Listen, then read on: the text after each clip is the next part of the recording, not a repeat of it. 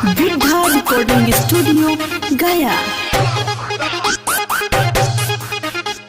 जय भैया जिंदाबाद जिंदाबाद जिंदाबाद। जय भैया जिंदाबाद जिंदाबाद जिंदाबाद। आपका बंधन कहाँ दबेगा, टेम्पू छाप जा रहेगा। आपका बंधन कहाँ दबेगा, टेम्पू छाप जा रहेगा। क्यों पड़े हो चक्कर में, कोई नहीं है टक्कर में। क्यों पड़े हो चक्कर में, कोई नहीं है टक्कर में।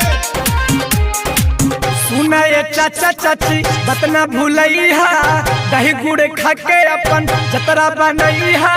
टेम्पू छापर बतना दबैहा गे दीदी सुना बतना भूलैहा।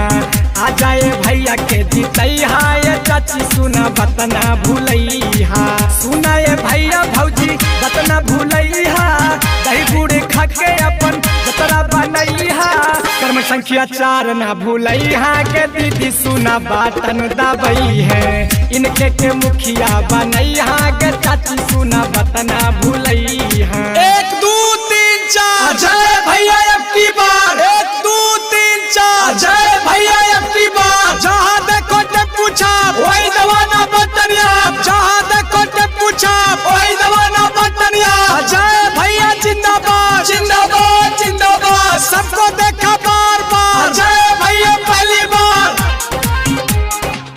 गरीबन के हक खातिर रहेलन हरदम तैयार जी।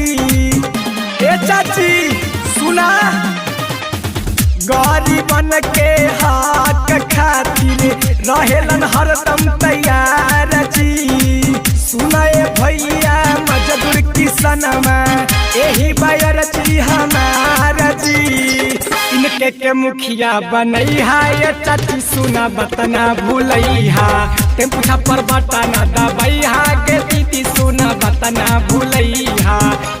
जय भैया जिंदाबाद जिंदाबाद जिंदाबाद। जय भैया जिंदाबाद जिंदाबाद जिंदाबाद। आपका बटन कहाँ दबेगा, टेम्पू छाप जा रहेगा। आपका बटन कहाँ दबेगा, टेम्पू छाप जा रहेगा। क्यों पड़े हो चक्कर में, कोई नहीं है टक्कर में। क्यों पड़े हो चक्कर में, कोई नहीं है टक्कर में। नाली गाली कोलनी सबके करथुन भैया पास जी।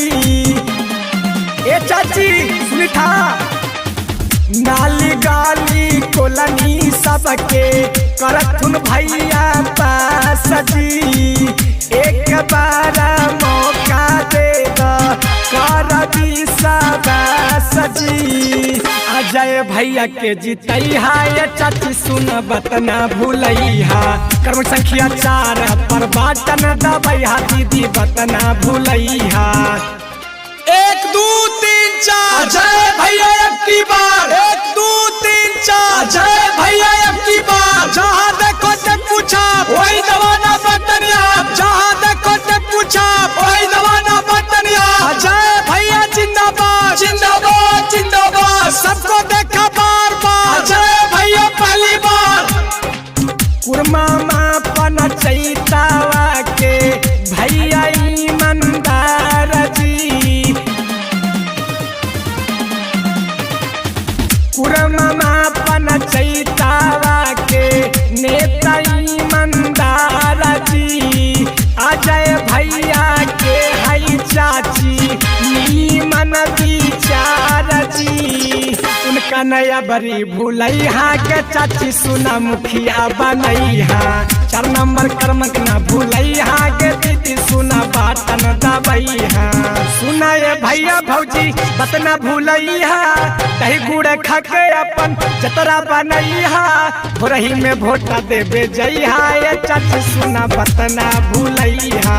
आ जाए भैया के जीतैहा गे दीदी सुना बतना भूलैहा। सुना ये भैया बहनी बतना भूलैहा। आ जाए भैया के अबरी जीतैहा।